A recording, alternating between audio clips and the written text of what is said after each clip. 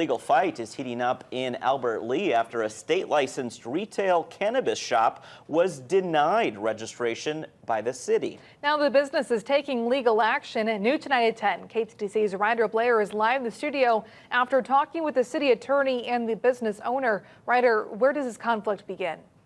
Brock, Olivia, this all started last month when the city approved 2 cannabis registrations and denied Jacob Schlichter's for a second time. The city says it made its decision based on his criminal history and for public safety, but Schlichter's civil suit argues the denial goes against state legislation.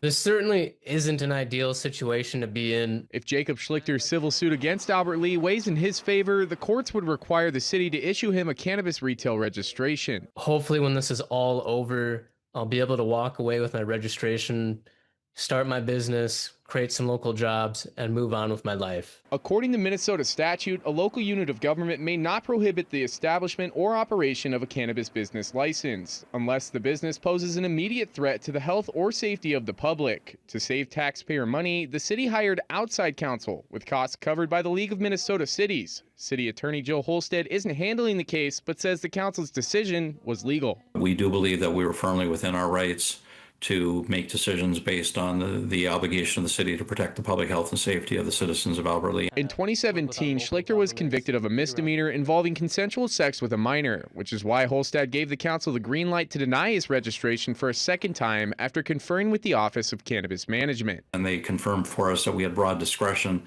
not limitless, but broad discretion as to a registration process. Holstead says the council's decision is also supported by a city ordinance, which states a registration can be denied if the applicant has violated local ordinances or state laws related to cannabis business operations. However, the city ordinance also says it will register cannabis businesses on a first-come, first-served basis, based solely on a time-stamped state of Minnesota OCM-issued license. Not only was Schlichter the first licensed retailer in the city, but he was the first licensed retailer in the state. The other silver lining might be that we have laid some groundwork in which other people that might end up in my situation could hopefully benefit from.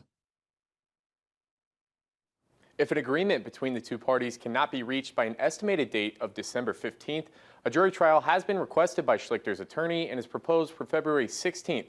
Holstead says there are at least 19 cases similar to this one statewide and believes a change in state law could help resolve them. Live in the studio, Ryder Blair, KTTC News.